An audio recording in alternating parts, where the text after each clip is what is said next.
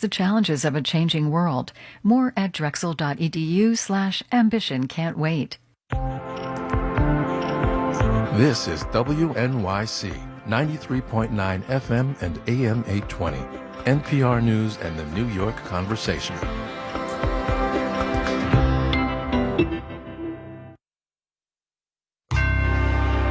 Marketplace is supported by Parametric. In an evolving investment landscape, Parametric can help financial advisors make passive investing personal and tax efficient. More at customtothecore.com. Okay, today we do news of the election and the politics of this economy because, from American Public Media, this is Marketplace.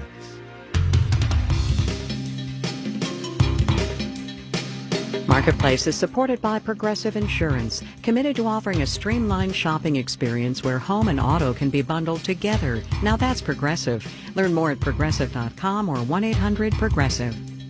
And by Databricks, simplifying data and AI. Thousands of data teams use Databricks Cloud Data Platform to innovate faster. Learn more at databricks.com. And by TIAA, who knows clients' passion will never run out, nor will TIAA's commitment not only to get clients to retirement, but through it. More at TIAA.org/neverrunout. In Los Angeles, I'm Kai Ryssdal. It is Wednesday, the 4th of November today. Good as always to have you along, everybody. It is a very loose tradition on this program on the day after a presidential election to ask, now what? Now what happens with economic policy and jobs and wages and industries and companies and people and all of it? Can't do that today because, as you know, we've got a bunch of unknowns. So we are going to deal with the economic story right under our noses, which is where is help coming from? With the virus still in charge and political Washington unwilling or maybe now unable to act. Marketplace's Scott Tong gets us going.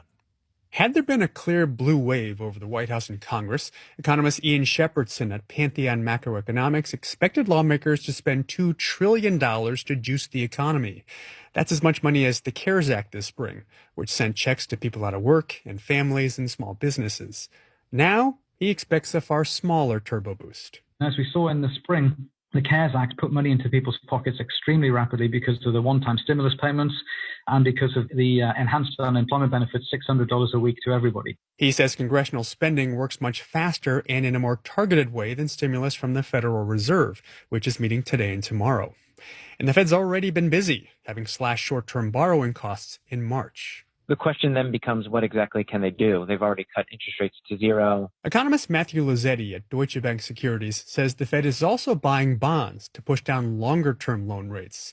Now he says it could pledge to buy more bonds every month, or it could signal it's willing to keep buying for a long time. The intent would be to put more downward pressure on interest rates, hopefully ease mortgage rates as well, to provide as much stimulus as they can to the economy. It's important how the Fed communicates this. Investment strategist Liz Ann Saunders at Charles Schwab, a marketplace underwriter, says this spring the Fed's messaging settled nervous markets. Simply the Fed saying, we've got the tools, we've got the ammunition, sort of the pulling out the bazooka, but not necessarily needing to use it. We saw the power of that. So my guess is they would try to sort of use their words, to put it very bluntly. Still, Fed Chair Jerome Powell has said the Fed needs help from Congress. In a speech last month, he said too little stimulus would lead to a weak recovery. In Washington, I'm Scott Tong for Marketplace. I am not the first one to say this by a very long shot, but elections have consequences. And oftentimes, those consequences are economic. So let's do a little what-ifing here, shall we? What would have happened if the polls had been right and there was a Democratic sweep? And what's likely to happen in this economy the next few years if current trends hold? Marketplace's Sabri Benishore has that one. So a Democratic sweep of the House, the Senate, and the White House would likely mean more and larger coronavirus relief packages. That would drive economic growth, even factoring in proposed higher taxes on corporations and high income earners. Seth Carpenter is chief U.S. economist with UBS. The Democratic sweep scenario and our modeling of it would result in about 3.25 percentage points faster GDP growth in 2021 than either of the split government scenarios. More GDP growth, more jobs. Specifically, UBS predicts the unemployment rate 2 years from now under a unified Democratic government would be at 3.7%. Under a divided government scenario, it would be 5.8%. The divided government scenarios, also known as gridlock, slow down recovery. Keith Wade is chief economist at Schroders, an international asset manager. Whoever wins the presidency is going to be facing a split Congress, which will limit their room for maneuver. Wade says a split Congress under Biden would probably pass more stimulus than one under Trump, adding 2 to 0.3% more in terms of GDP growth. Mark Zandi is chief economist at Moody's Analytics. If it's a Biden presidency with a split Congress, I would expect the economy to get back to full employment about 3 years from now. A second-term Trump presidency with a split Congress, Zandi argues, would take several months longer to get the economy back to full employment. Only because he's going to continue to pursue his trade war and restrictive immigration policies, which are very negative for the economy. Whichever version of split government we might get, and whichever one would perform better, both scenarios involve more partisan bickering and economic muddling along. In New York, I'm Sabri Benishore for Marketplace. Yes, bickering and muddling along. Choose your own motivation on Wall Street today. Yay, gridlock. Yay, no real election violence. Yay, democracy. We'll have the details when we do the numbers.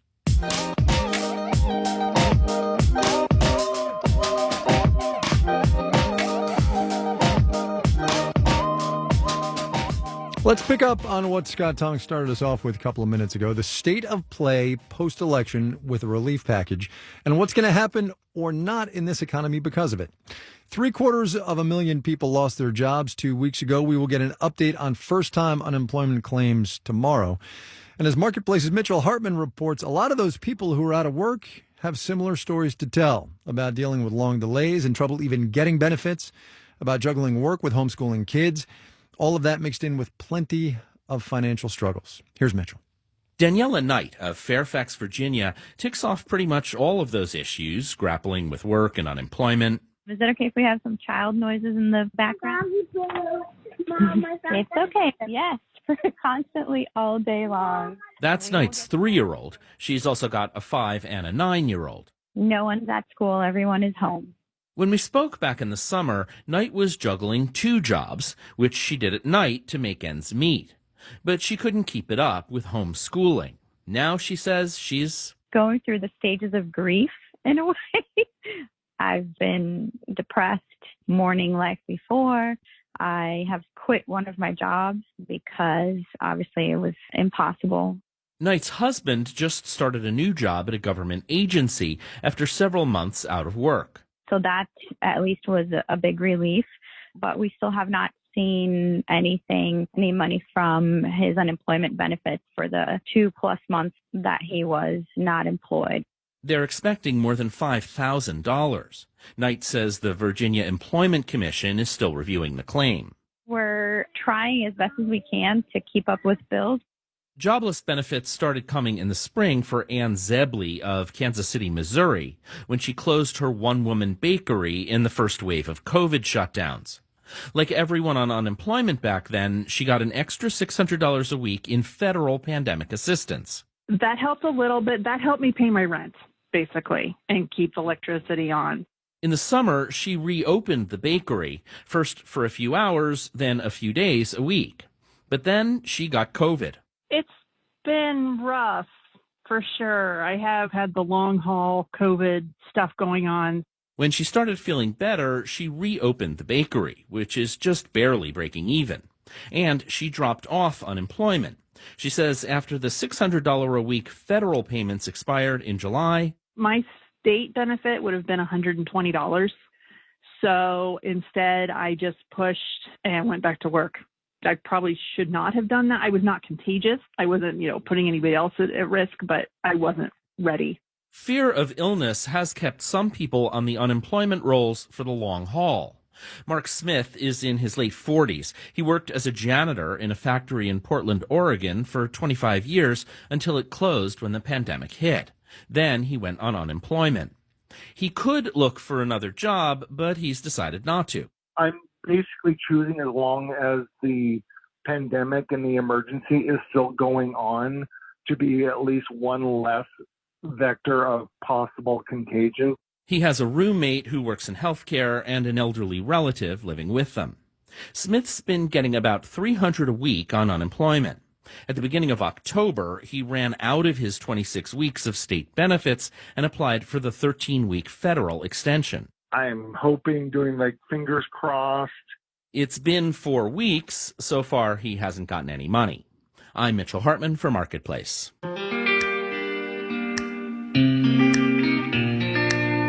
I need you to follow me on this one for a minute here, but mobility was on the ballot here in California yesterday.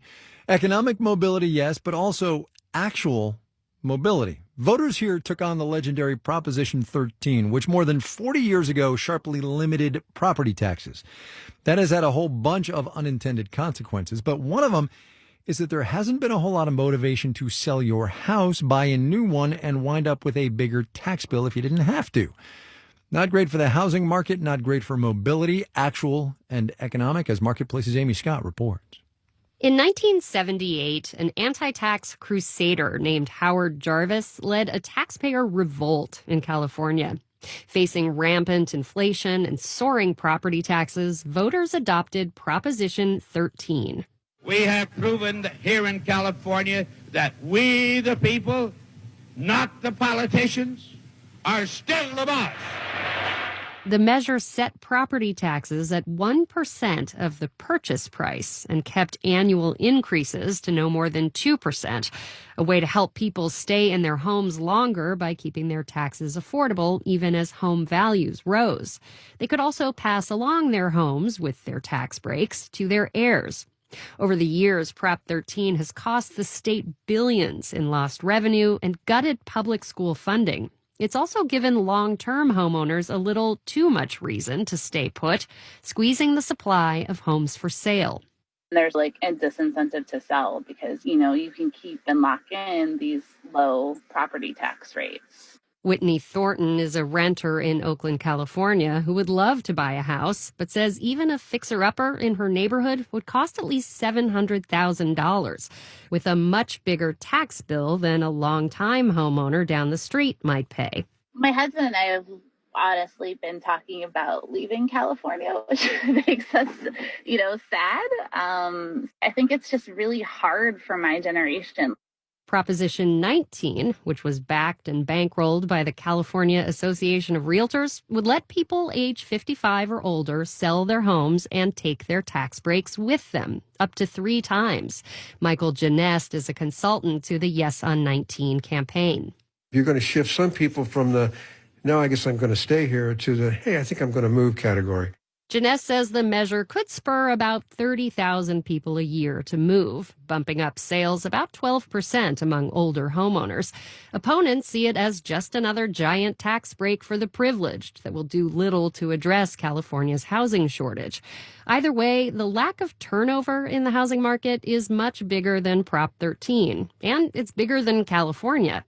It's just this broad-based trend where you've had a nationwide fall in geographic mobility.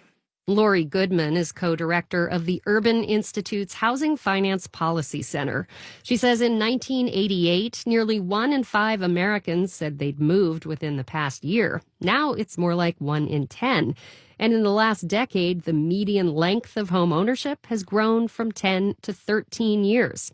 Goodman says the rise of 2-income families is one big reason people don't move as much. The fact that more women are in the labor force, which makes it harder for, the family just to uproot if you've got 2 earners. Then there are all those aging baby boomers. Older people tend to move less. And that gums up the works for buyers who want to move up and first-timers who want to move in. Lawrence Yoon is chief economist with the National Association of Realtors. So all that cascading impact is not occurring. Yoon says building more new homes would help. But home building has just simply not been there. for years, and COVID-19 hasn't helped. Construction slowed down in the spring. But Yoon says the pandemic could jumpstart the market in a different way. With about a quarter of Americans now working from home, he expects more people to move. After years of decline, we may begin to see a little uptick in the upcoming years from this new economy of work from home flexibility. In our most recent Marketplace Edison Research survey, almost half of people who'd recently moved or were considering moving told us one reason was the ability to work from anywhere. I'm Amy Scott for Marketplace. The state of the presidential race being what it is, chances are pretty good your public radio station is going to preempt its usual programming the next day or so, which they should.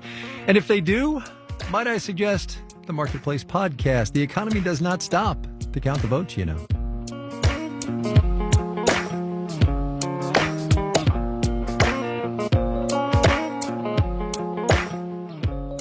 Coming up. Yeah, I think people are just so bored of staring at their walls. Nothing a new coat of paint can fix, I'll tell you that.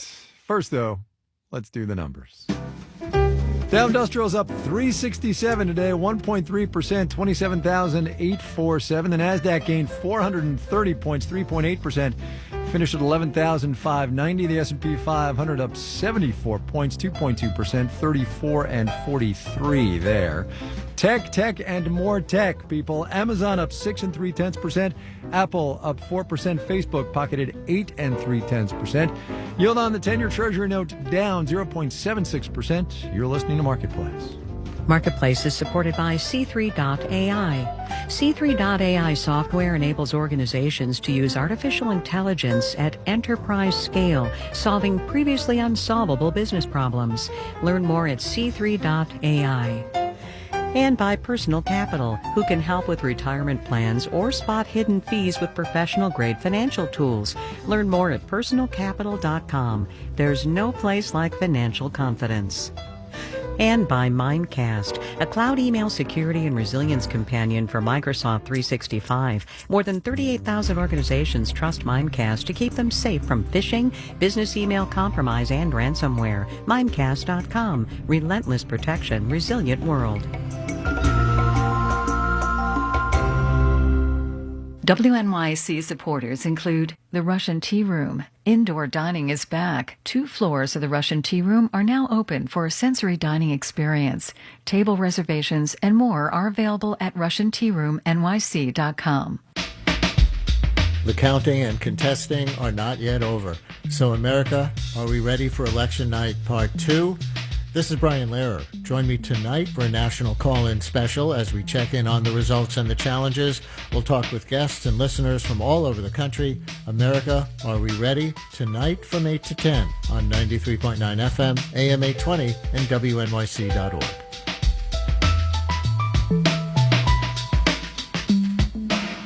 This is WNYC. You're listening to Marketplace.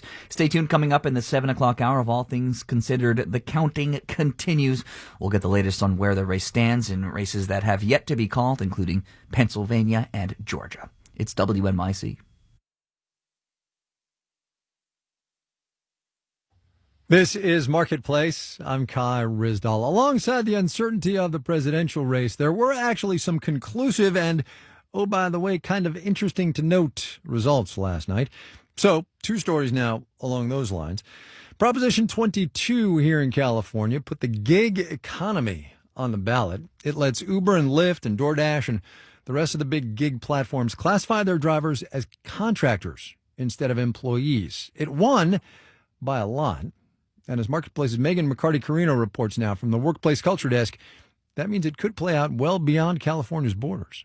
Without this ballot measure, California would have forced a dramatic reshaping of the gig economy, says Harry Campbell of the Rideshare Guy blog. We don't know exactly what would happen if drivers would become employees, but I think it's a safe bet that there would be less drivers. There would be more rigid scheduling. With the success of Prop 22, that won't happen. The gig will stay in the gig economy in California. The mostly part-time drivers who like the flexibility to work here and there for whichever app they choose will continue to be able to do so with some added benefits. And the drivers who seek the security of full-time work will likely continue to be disappointed, he says.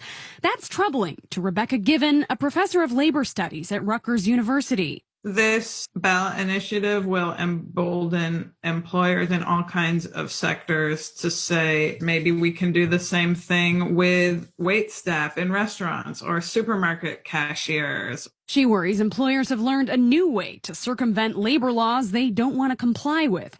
But Seth Orenberg, a law professor at Duquesne University, says the passage of Proposition 22 is going to encourage new startups to pursue gig worker models and technologies because it just got less risky to do it. By creating essentially a third class of worker, Prop 22 could also pressure other states and the federal government to change labor laws.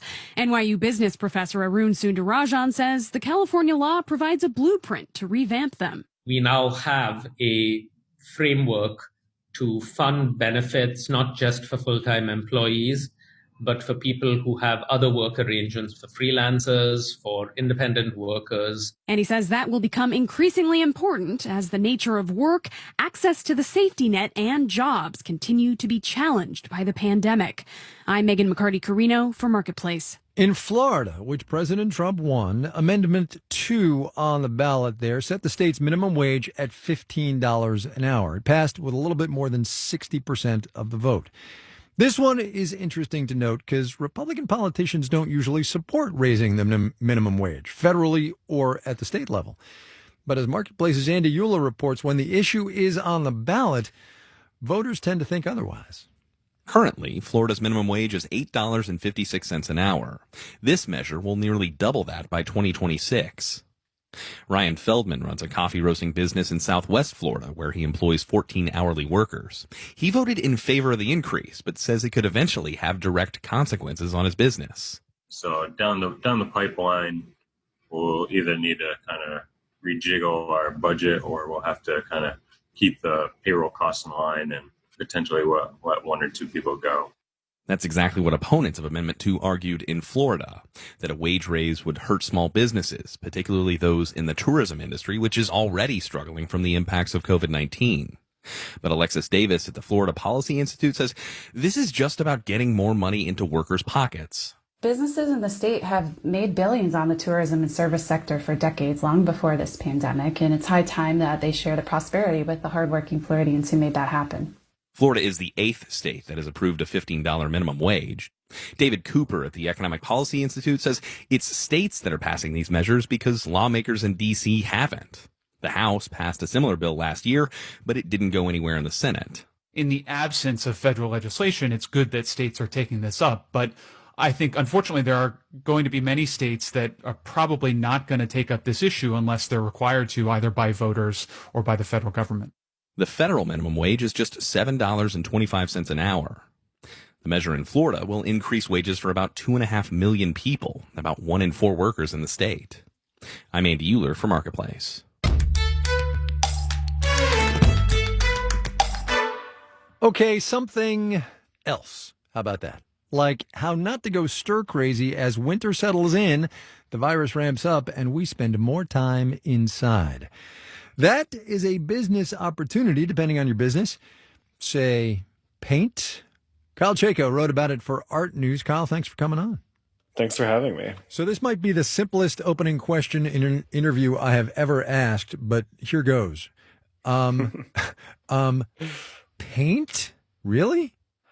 Yeah. I think people are just so bored of staring at their walls that they have wanted to repaint them. Tell me about this engineer you started this piece with, because that is it's just symptomatic of so much of what's going on. Yeah, so Maris Manstadt, who's an environmental engineer in Massachusetts, found out or discovered that she was really not using the dining room of her home very much during quarantine because no one could come over. And she and her husband started using it as an office. but the dining room was painted this kind of dramatic dark salmon color, and it was not helping when the sun went down and everything got even darker. So they decided to repaint it, and they decided on this kind of light bluish gray color, and that has helped so far. Like they've been a little more comfortable in their dining room / office. And is that the trend? I mean, people are going away from the dramatic that used to be fashionable, and now they just want soothing tones because everything? Yeah, I think like all this outward anxiety in the world and like how scary everything is makes you want to have your home be as safe and comfortable and non-dramatic as possible. So rather than this like popular or fashionable pink, like just going to something totally neutral and inoffensive. I imagine paint companies are making money hand over fist. Yeah, it's a huge jump. Like, I think Farrow & Ball's revenue has gone up 20% just this year. And I talked to a Irish brand called Curator who said that some of their colors jumped up like 60% during the pandemic. So it's actually kind of a bright spot for them. It's funny. You named two paint companies that I've never heard of, and we're not talking Sherwin-Williams here, right? These are higher end paint companies. Yeah, I think this is more kind of like they're already fashionable. They're kind of luxury paint brands. Right. Let me get back to the actual colors that people are choosing. And I get not wanting drama and all of that, but why the blues and the greens, do you suppose? Yeah, it's super fascinating. I mean, color is so psychological and emotional. I think it was kind of about bringing the outside world into your house a little bit more. So taking these organic colors that give you a sense of like the distance of the forest or the cloudy sky or something. So these soft greens and blues that give you a sense of like more space rather than the confinement of a darker color. All right, here comes the deeply cynical question. Do you suppose once we can all not have to be in our houses all the time, people are going to go, oh my God, these greens and blues, this is terrible. Get me some salmon now. Yeah, I mean, I think they'll suddenly find that they're bored. So right now we're just so overstimulated that this comes as a break from that. But as soon as we can actually experience things again, I think fashion will change. Right. And of course, paint companies will say, sure, we can sell you more paint. That'd be fine. Right. They can do whatever. They can switch it up as soon as possible. Right. Kyle Chayka writing in Art News about how we are coloring the spaces we live in. Kyle, thanks a lot. I really appreciate your time. No problem. Thanks, Kai.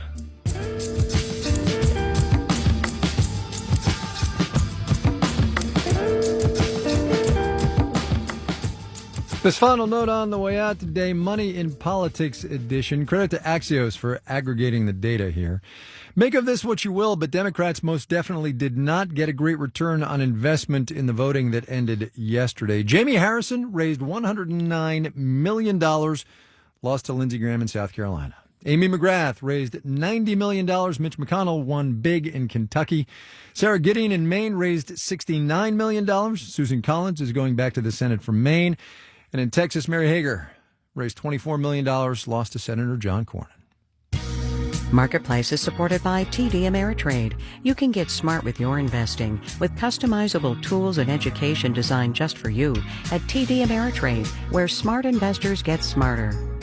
And by Canopy, a full suite practice management solution for accountants. Project management, document management, and client communications tools all in one secure cloud-based platform. Get Canopy.com. And by the Wall Street Journal. The stories behind today's headlines have never been more important. The Journal podcast provides the facts. You can listen wherever podcasts are offered. All right, we got to go, but not without your day after Election Day moment of economic context. We do this on Fridays every now and then, mostly tongue-in-cheek, but it seems apropos now, given that the Fed, as Scott Tong was talking about, is meeting today and tomorrow to pore over the state of this economy in the short and medium-term future. I don't have my usual Friday interlocutors, so let's do a little play-along at home, shall we? 5 words or less. What is Jay Powell thinking? Hit me up on Twitter, @Kai Ryssdal. Let me know. All right, we're leaving. Our media production team is Robin Edgar, Drew Jostat, Jeff Peters, Daniel Ramirez, Jay Siebold, Charlton Thorpe, Ben Tolliday, and Becca Weinman. They go to the studios, so the rest of us don't have to, unless, of course, our home internet is terrible, as it is. I'm Kai Ryssdal. We'll see you tomorrow, everybody. This is APN.